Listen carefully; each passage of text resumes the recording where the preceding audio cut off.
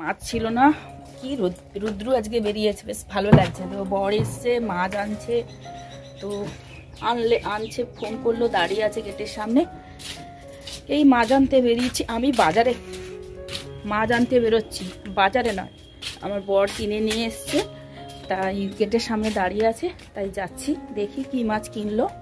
চলুন বাজারটা নিয়ে আসি। আজকে একটু রুদ্র বেরিয়েছে, আজকে অনেক বিয়ে, কি জানি কি আবার মাছ নিয়ে এসছে। যাই বলছে তো মাছ কাটতে হবে, কি মাছ নিয়ে এসছে জানি না।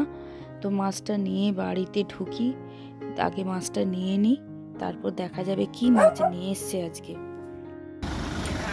কলাই শাক 40 টাকা কিলো কলাই শাক। কলাই শাক আমি এক্ষুনি পালং শাকে রান্না করবো বলে পুঁটি মাছ আছে। মর্নিং, আশা করি সবাই সুস্থ আছেন, ভালো আছেন। এখন থেকে একটা নতুন দিন, নতুন ব্লগ শুরু করলাম। তো চলুন, সকাল সকাল তো ভোর ভোর পুজো হয়ে গেলে খুবই ভালো লাগে। যেদিন থেকে আমি কাজে যেতাম, সেদিন থেকে আমার বর সকালবেলাটা পুজো করে দিত, সেই অভ্যেসটাই রয়ে গেছে। ভালোই সকালবেলা পুজো করে বেরোবে, ভালো হয়। তো এই বৃহস্পতিবারগুলো আমি পুজো করি, তারপরে আবার চান টান করে গোপালকে আবার ঠাকুরের বাসন তুলে ধুয়ে তারপরে আবার গোপালকে আমাকে খেতে দিই।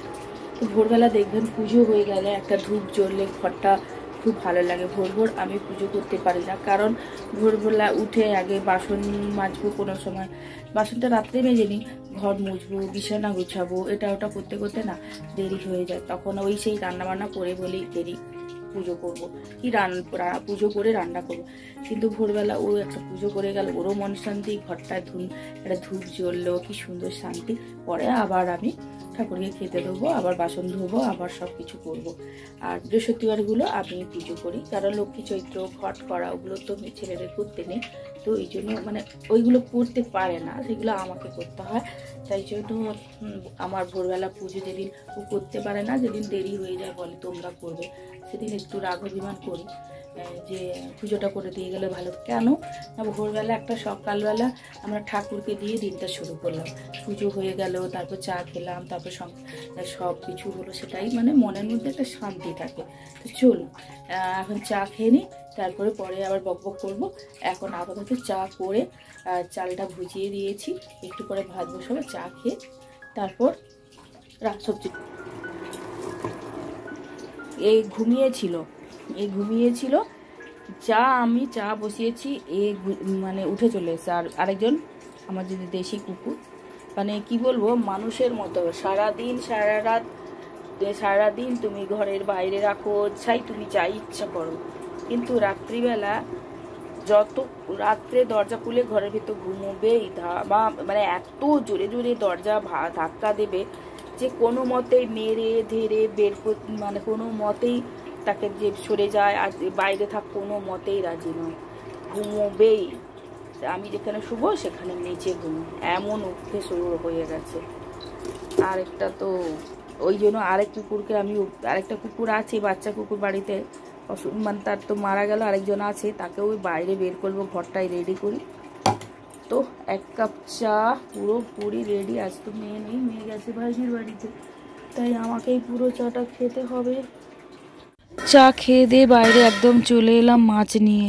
মাছ কাটার পর কি রান্না বান্না হবে ভাববো। এত মাছটা আসলে দুর্গাচক থেকে এনেছে, তো ওখানে কেটে দেয় না, নাহলে আমাদের এখানে মাছ কেটে দেয়। আর মাছ কাটতে না খুব প্রবলেম হচ্ছে, হাত যেন স্লিপ খেয়ে যাচ্ছে। আর এদিকে ছোট ছোট সব পুঁটি মাছ সবগুলো কেটে নিয়ে ঢুকে রান্না করে কি রান্না হবে তারপর দেখা হবে। চলুন আপাতত মাছ ধরে স্লিপ খাচ্ছে বলে তাই পিস পিস করে কেটে নিয়ে আঁশ ছাড়িয়ে নিচ্ছি। এখানে যতটা আঁশ ছাড়ানো হবে, তারপরে ধোয়ার কাছে গিয়ে আঁশ ছাড়াবো, কারণ হাত থেকে এত স্লিপ কাটছে যে মাছটা কাটতেও পাচ্ছি না। আর আমি না অনেক দিন নিচে বসে কাজ করি না, তো করতেও কষ্ট হয়, কারণ কোমরের প্রবলেম। আমি একদম নিচে বসলেই আমার ভীষণ কষ্ট হয়, কারণ আমি সব সবজিও কাটি চেয়ারে বসে, টেবিলে কাটি, আর এই মাছ কাটছি না, ভীষণ কষ্ট হচ্ছে। যাই হোক, কি আর করা যাবে, এই পুঁটি মাছ তো আর নিচে বসেই কাটতে হবে, এ তো আর টেবিলের বসে কাটতে হবে না। চলুন এই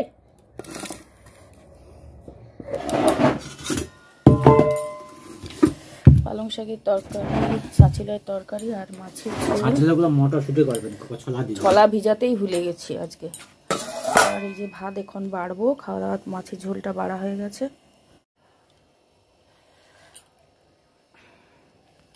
সে খাবে এখন? সন্ধে হয়ে গেছে তাই সন্ধে দিচ্ছি। এদিকে ঢুকলো আমার বর, আর বরের বন্ধুও বলতে পারেন, আমার দাদা বলতে পারেন, কারণ আমার আমার ভাইঝির মামা হয়।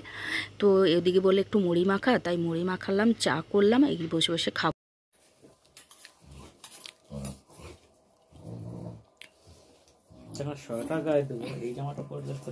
বসে আছি এই যে কম্বলে পা ঢুকিয়ে, এদিকে ও চেল্লাচ্ছে, ওকে খাবার দেওয়া হয়ে গেছে।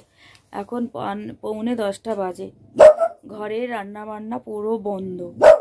রান্না বান্না কেন বন্ধ? আমার বরের অফিসের নেমন্তন্ন, কোন বন্ধুর, কোন ওদের কলিগের বিয়ে, ছেলের বিয়ে আছে, ওরা সব বেরিয়ে গেল। মেয়ে কদিন ভাইঝির বাড়িতে বসে আছে, আর ছেলে, ওদের আজকে রান্না বান্না হচ্ছে।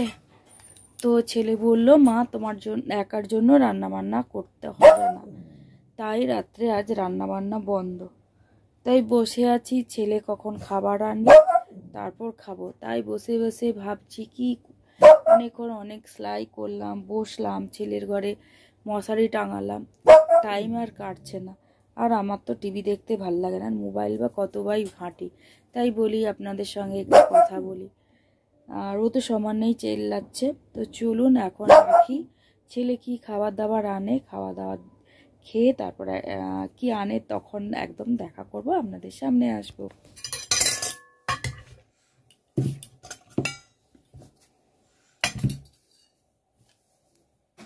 এখন রাত্রি 11:30। এই খেয়ে দিয়ে এসে মশারি টাঙালাম। ছেলে এক্ষুনি খাবার পাঠিয়ে দিয়েছিল, মাংস আর ভাত। তো খেলাম। একদম পুরোপুরি তো বাড়িতে আজ রান্না বান্না কিছুই হয়নি, বিকেলবেলা শুধু চা আর মুড়ি মাখিয়েছিলাম। ওই আমি খেয়েছিলাম, আর বরের বন্ধু আর বর খায়নি। আমরা দুজনে মুড়ি খেয়ে এই বসেছিলাম এতক্ষণ। তো এই খেয়ে দিয়ে এবার ঘুমোতে যাব। এখন অনেক ওষুধ আছে, ওষুধ খাবো, শুতে শুতে প্রায় আমার 12:30 হয়ে যাবে। 4খানা ওষুধ একসঙ্গে তো আর খাওয়া যায় না। চলুন ওষুধ টষুধ খেয়ে ঘুমোই একদম। নতুন ভিডিওর সঙ্গে সবার সঙ্গে দেখা আছে। সবাই ভালো থাকুন, সুস্থ থাকুন, সবাইকে গুড নাইট।